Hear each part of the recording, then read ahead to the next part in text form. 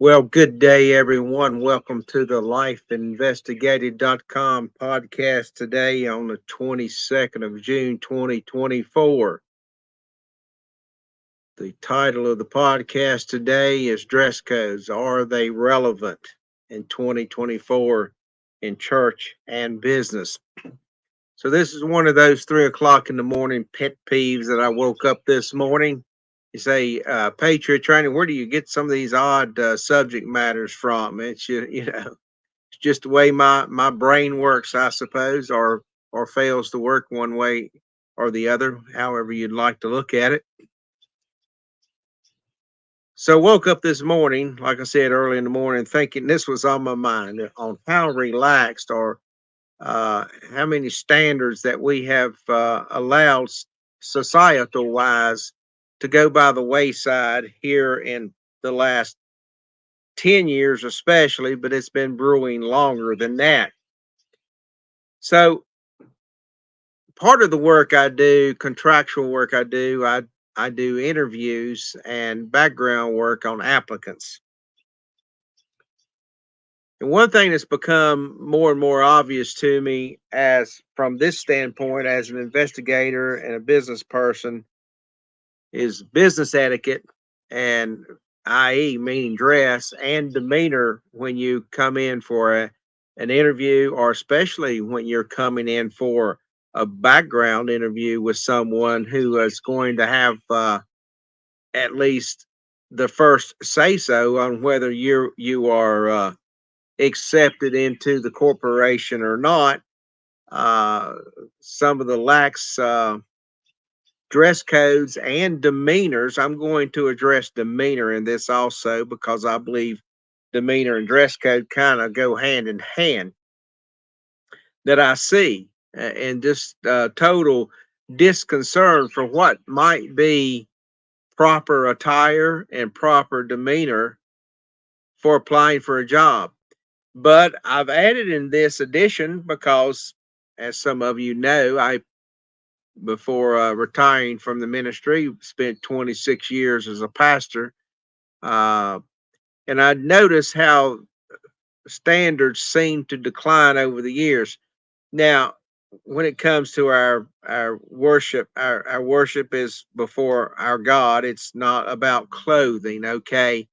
But if you are a believer in your own Bible that you would read, you would see that God Himself outlined societal norms and what was accepted as a society throughout the Bible, both Old and New covenants. But in particular, you could see it very well outlined in the Old Covenant, and then when you come into the New Covenant, you start to see things like modesty and not trying to stand out, but to be acceptable in your behavior, not only in church situations but in societal situations also. So I wanted to address that this morning, and I think a lot of businesses, because their recruiting efforts are so hard now, because as a society we have relaxed our standards so much as far as the expectation of people going out and working and making their own living. Of course, that hasn't just started in the last 3 or 4 years, although it has greatly increased in the last 3 or 4 years. Uh, the society's dependence upon the United States government, and well, it looks to me like the world's dependence on the United States government, but it nevertheless is greatly increased in the last 3 to 4 years. But this is something that's been going on since, well, really the development of the public welfare system many, many, many years ago. And it has greatly progressed to the point now we have a whole segment of society that, in talking and interviewing people, because that's what I do, even if I'm not interviewing someone for a job position or for a background reveal, uh, I'm still interviewing people and I'm talking to people and getting people's opinions and what they think is going on in their lives or where they think their life should be or what their aspirations are in life. I've done that for many years now.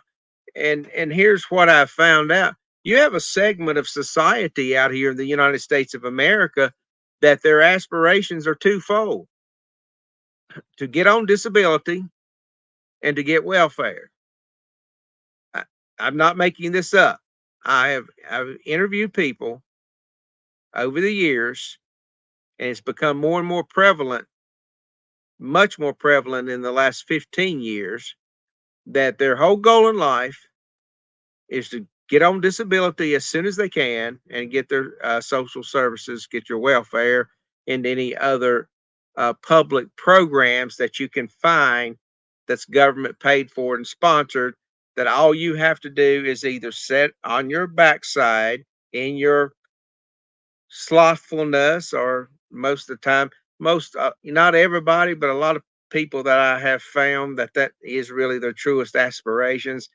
They truthfully are nasty. They stink. They don't take baths. They don't take proper care of themselves. They don't get exercise. They don't eat right. Uh, they're just sloths. And but that kind of mentality breeds that, right, and it shows uh, exterior wise. It certainly shows, irregardless of what the man's heart might be. It certainly shows on the outward appearance of a man. And although many churches have even, and businesses both, but churches are more guilty for this, of emphasizing it doesn't matter what the outward man looks like and how he presents himself. They've done this in a hyper grace style of preaching and ministry. But I'm a firm believer that it does mean something to God, and I believe it does mean something to society also. Although if a man's heart is converted, a man's heart's converted. So I'm not going to get deep into theology, because this is as much to do with the business side as it is the theological side. Okay. So why do we need a dress code, and why do we need acceptable standards? Now, again, we may not necessarily need to revert back to 1950, but maybe some of our traditions were not all that bad after all, when we look and see what society has become. When we allow, as a society, when we're just generally so acceptable of anybody or anything that presents itself in front of us, that we never question, is this a good thing?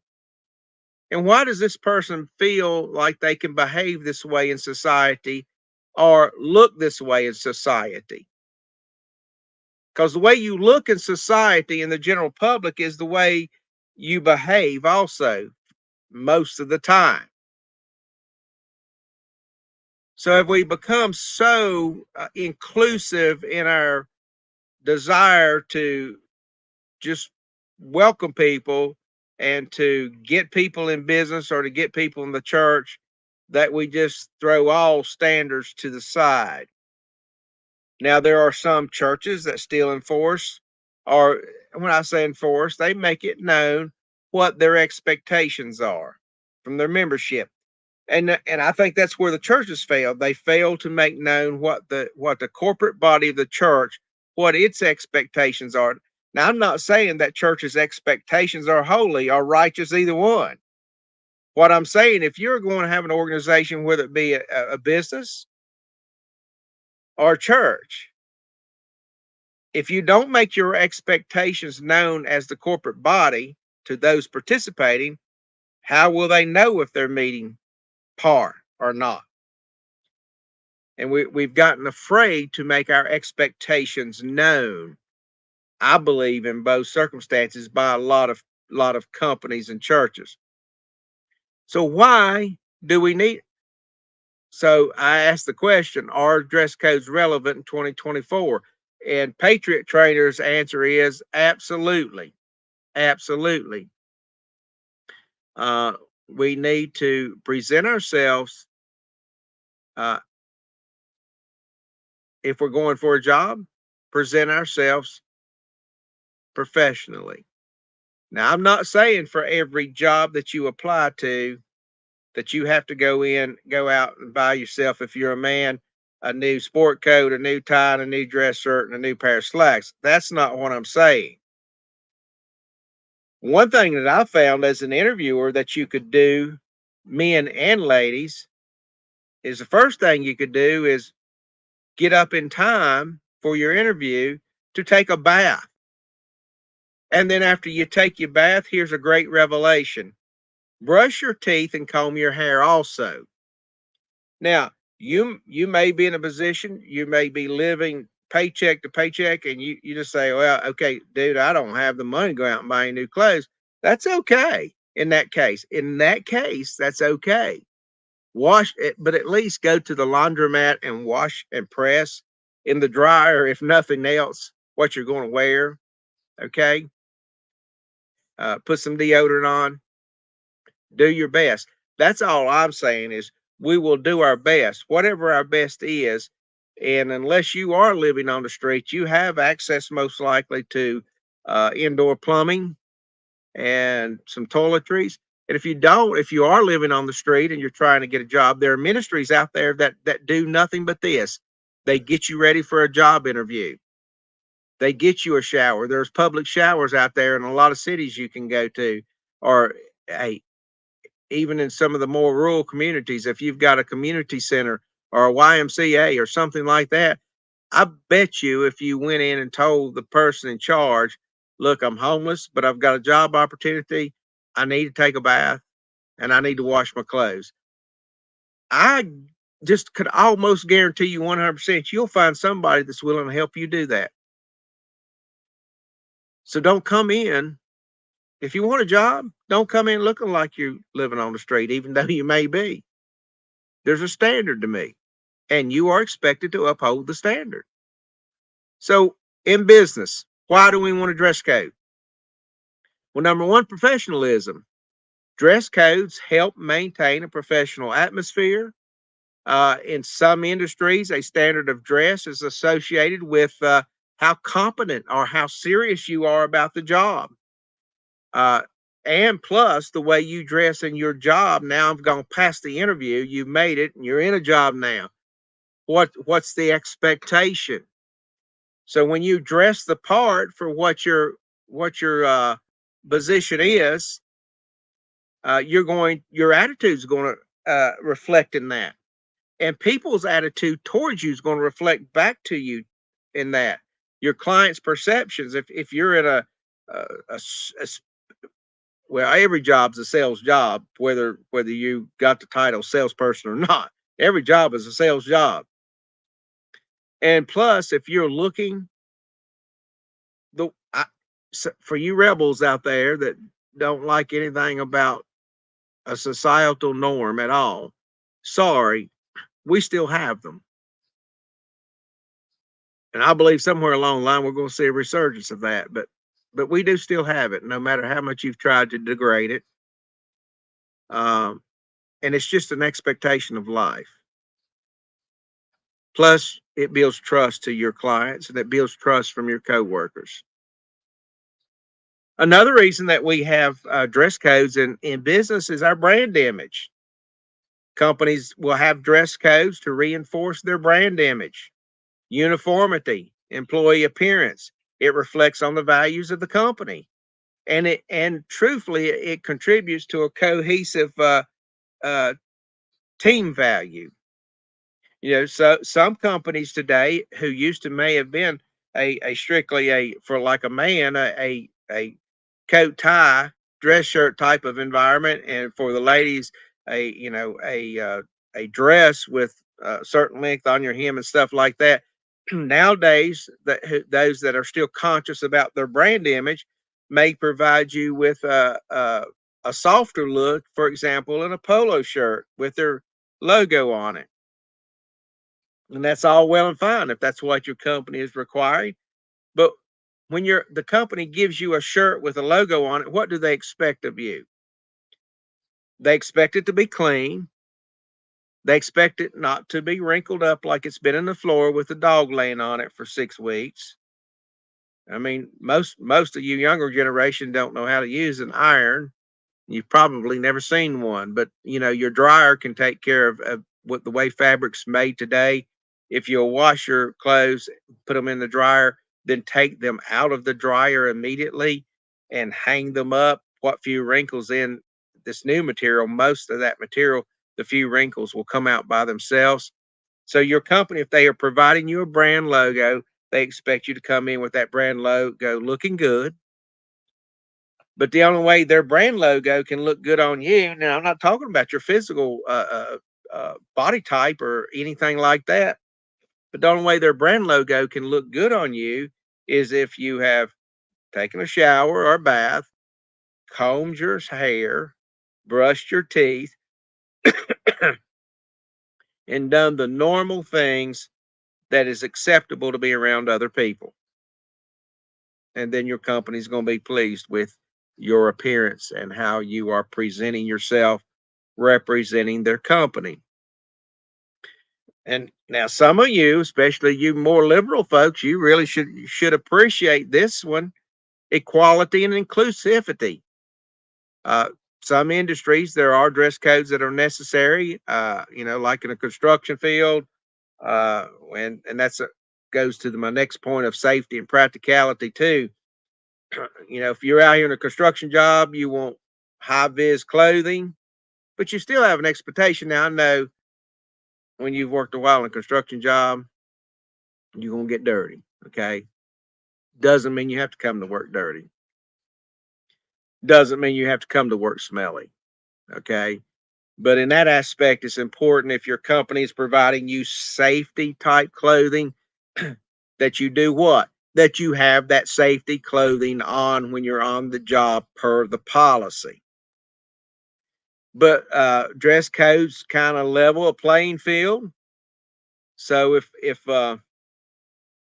say you start a job and they are providing you with a polo shirt with their logo on it, and everybody wears the same. So the guy working next to you, he may have $300,000 saved up in the bank, and he can go out and he can buy him every designer shirt and every new tie, new shoes, and all that every day if he wanted to. You're just getting started, or you just went through a bankruptcy, a divorce, or so many crappy things can happen in life. We can't even sit and explain all the reasons we might have a financial disability for a while, and we can't go by and look the same. But if the company has a dress code and they are providing that uniform type of presence, the only way anybody would ever know the difference between you and the guy that's got $300,000 in the bank is your attitude. If you have a stinking attitude, most people are going to know. But number 5, customer expectations. In customer facing roles, how employees dress impact customer satisfaction. Now, customers, they expect when they come into a place they've done business with, especially a place they've done business with for years, they expect a certain decorum. And when you're on your own program, or you just don't care enough about yourself to A, be part of the team, and B, represent yourself as a well-rounded individual, you're going to distract from the entire theme and efforts that the company is trying to build a company. If you contribute to your company that you work for that provides you a paycheck, if you directly contribute to their sales going down by your lack of the ability to just come into a societal norm for business through your dress and your attitude and your ability to come in ready to work every day, by the way, not come in ready to go to the coffee pot, get a cup of coffee, see if anyone's brought any donuts in, and sit there and gossip for 30 minutes before you go to your workstation. If you clocked in at 8:30, you should be at your desk or your workstation or whatever. You should be working. You should get up in time before you come to work to have your coffee and your donut. And here's the other thing I've noticed. A lot of people come in, bypass the coffee pot and the donuts. They go to the restroom and stay for 10 minutes. Then they come back to the coffee and the donuts. Look, unless it's just an urgent call of nature, you should have gotten up in time to have the morning constitutional effects take place for the most part. When you come to work, be prepared to go to work in your mind, in your body, your spirit, and look the right way. Okay. A lot of jobs suck. I get it. And you got some terrible bosses out. I get it.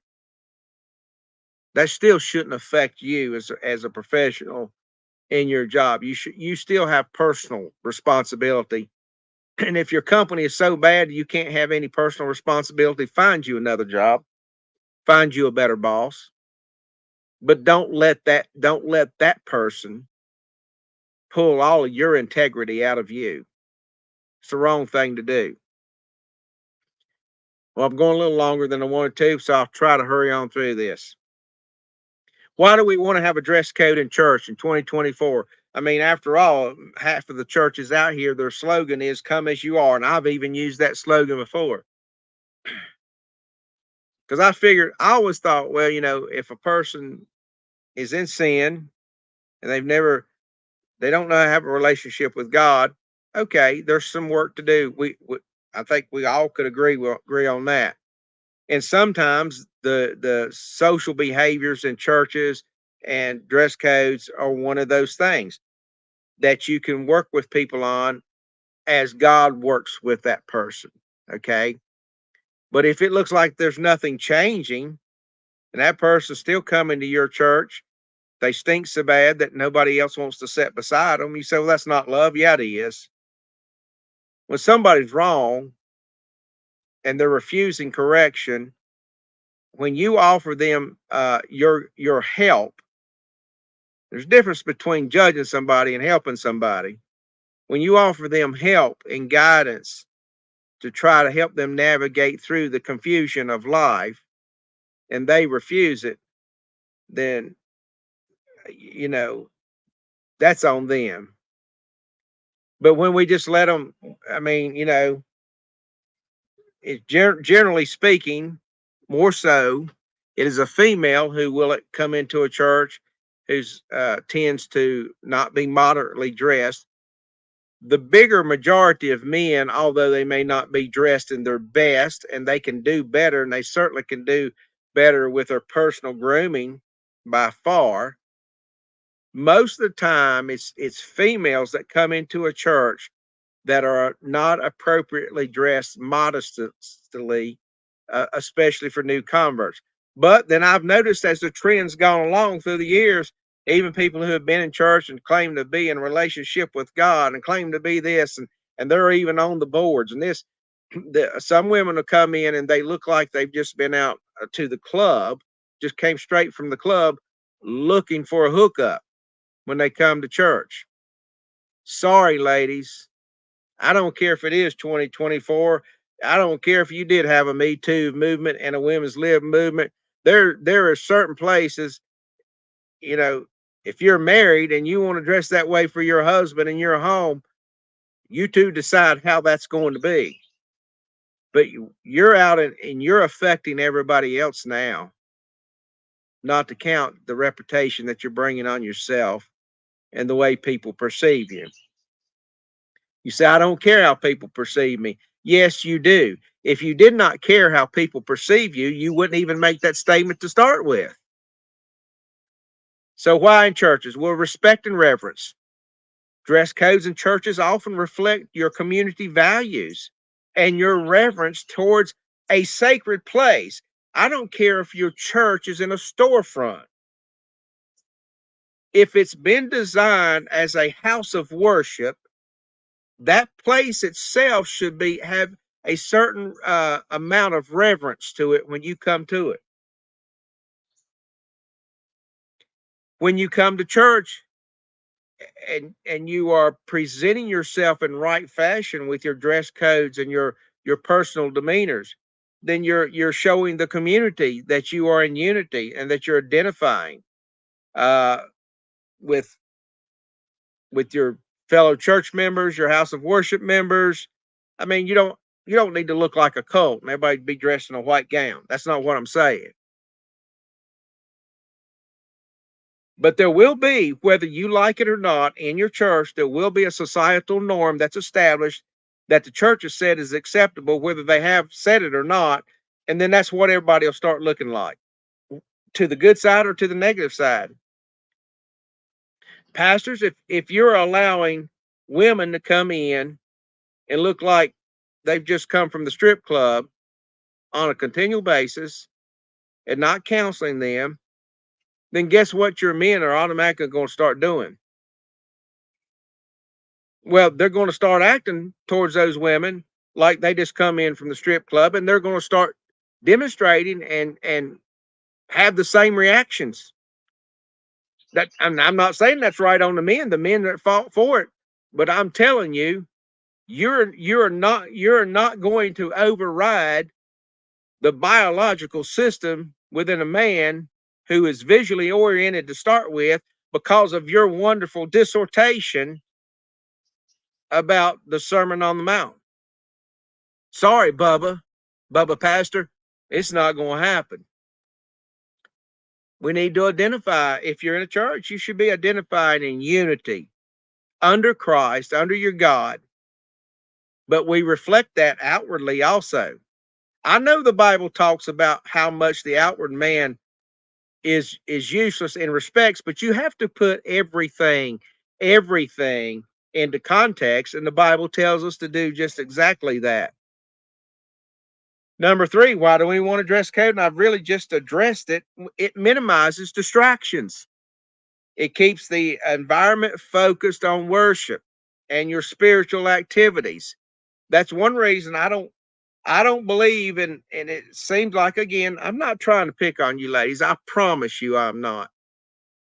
But it seemed like predominant amount of time, especially in a Pentecostal or a full gospel oriented church, your women are allowed to get up and get their little flags and dance around and shake and bob and do all kinds of stuff right in front of the altar where all the rest of the audience is sitting behind. And you're telling me that's spiritual dance and worship. When a female's up there swaying her hips to the music, which most of the time in most of your churches is more of a rock and roll style of tempo,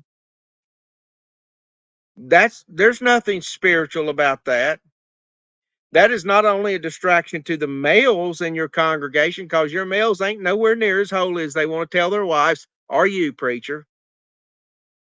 But it's distracting the females, because now the females who have some context in their life, who have some accountability in their life, who have modesty in their life, you're distracting the females now, because now they're getting ticked off.